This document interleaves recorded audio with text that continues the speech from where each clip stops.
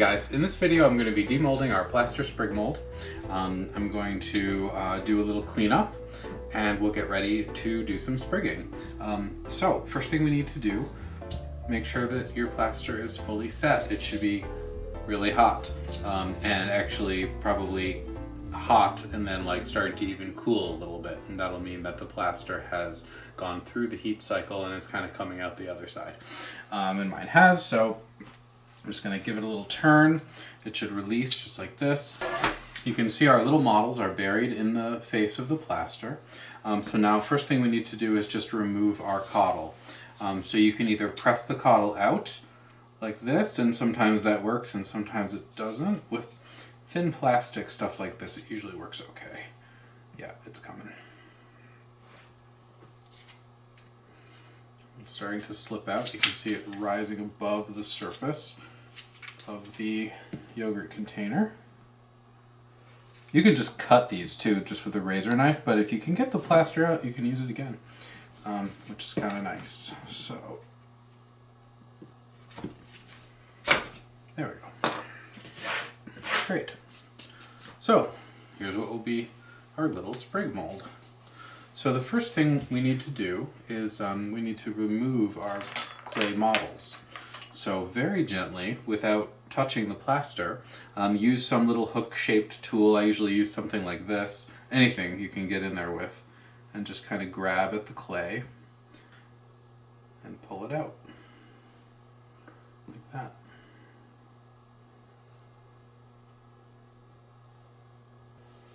So I'm going to just grab onto my other model and just try and get it to release from the plaster.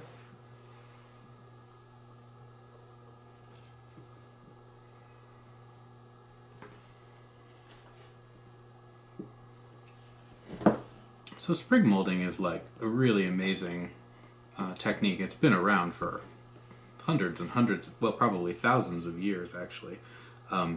But it's a cool way to make a relief surface that will be not incredibly labor intensive, right? Because you can just like press some clay into this, pop it out and stick it on the surface of your piece, and you can do it multiple times, so it's like pretty quick.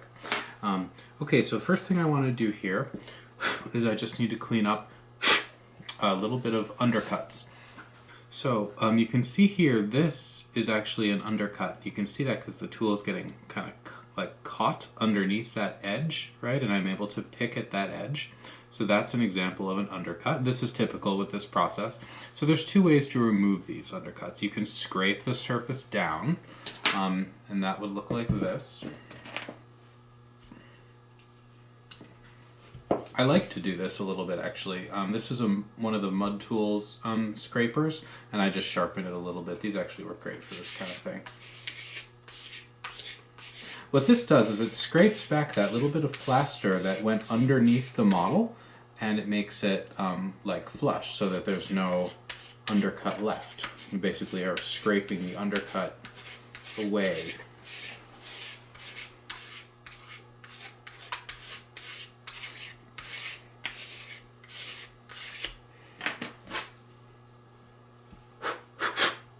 So that's a pretty good start. Then you want to just take some little tool or other. I like this thing. It's like a little hooked sculpture tool with a sharp edge. And you just work your way around the outside and sort of scrape a little bit. Now, this takes a little time, but remember, this is an investment in that, as many pots as you want to make using this process. So this little mold will literally last you forever if you're gentle with it. So it's like a little bit of work up front, but it pays for itself.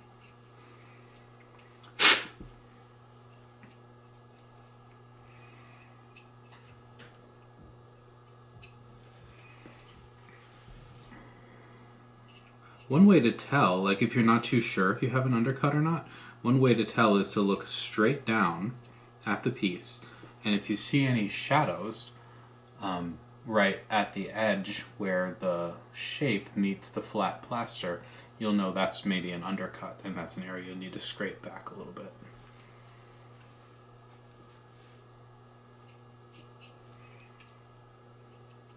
So I have a noticeable undercut right here. So I'm just gonna scrape that back. And what we want is to be able to see every surface of this sprig mold from the top, and that'll make it possible to push a piece of clay in, scrape it flat, and then pull it out.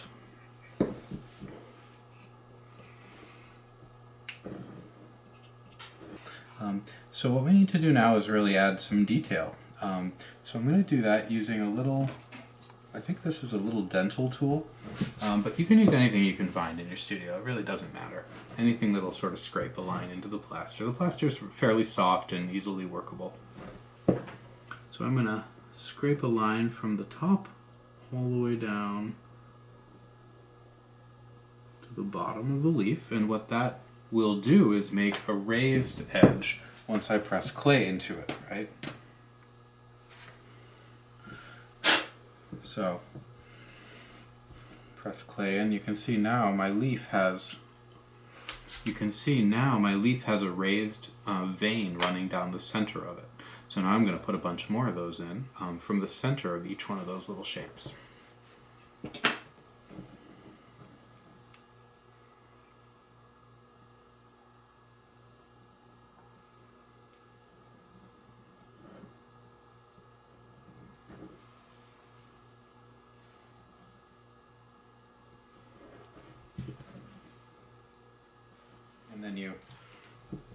And then you press some clay in, and then you do a little more. Otherwise, you're kind of imagining what's happening, not necessarily kind of really knowing what's happening. So that looks pretty good.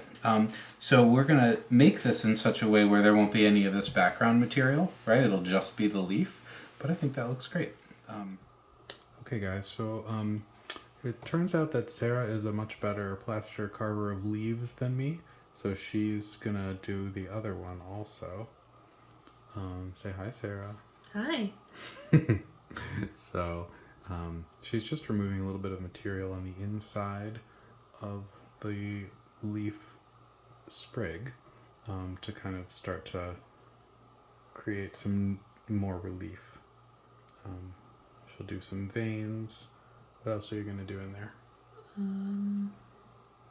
Maybe a serrated edge? I don't know. Oh yeah, that would be nice. Okay. Watch Sarah work. She's really good at this stuff.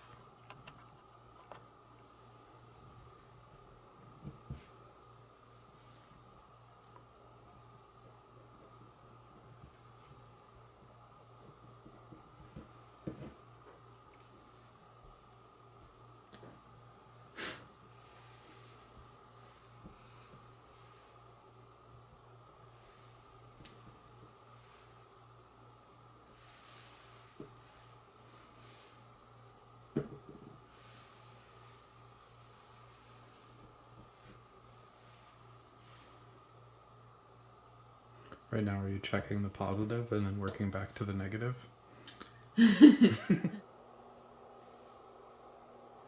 Okay guys, so I'm just going to carve some leaf veins into our leaf that Sarah cleaned up a little bit. And then we can get to some sprigging.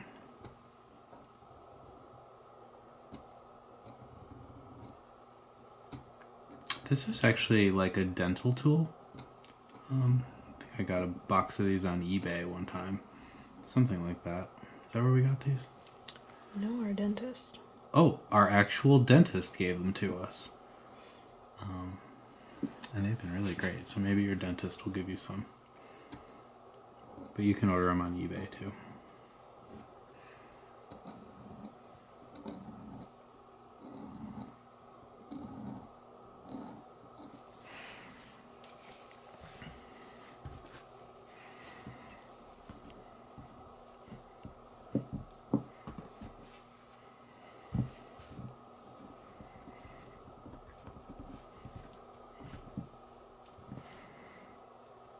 Oh, there we go. That looks like a leaf. All right. So I think we'll pretty much go with that. You can spend all day on this stuff, but I want to just get to the actual how to apply these things to the pot. So we'll do that in just a second.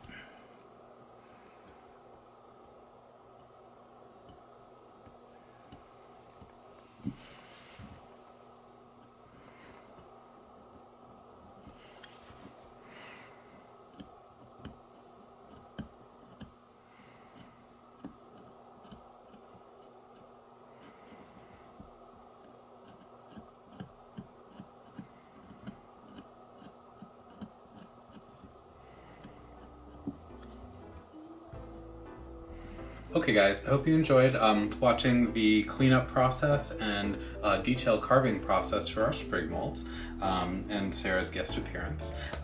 So stay tuned. In the next video, I'm going to be actually making sprigs or pressing clay into our sprig molds, scraping them flat, popping them out, and applying them to the surface of a piece for an applique decorating process.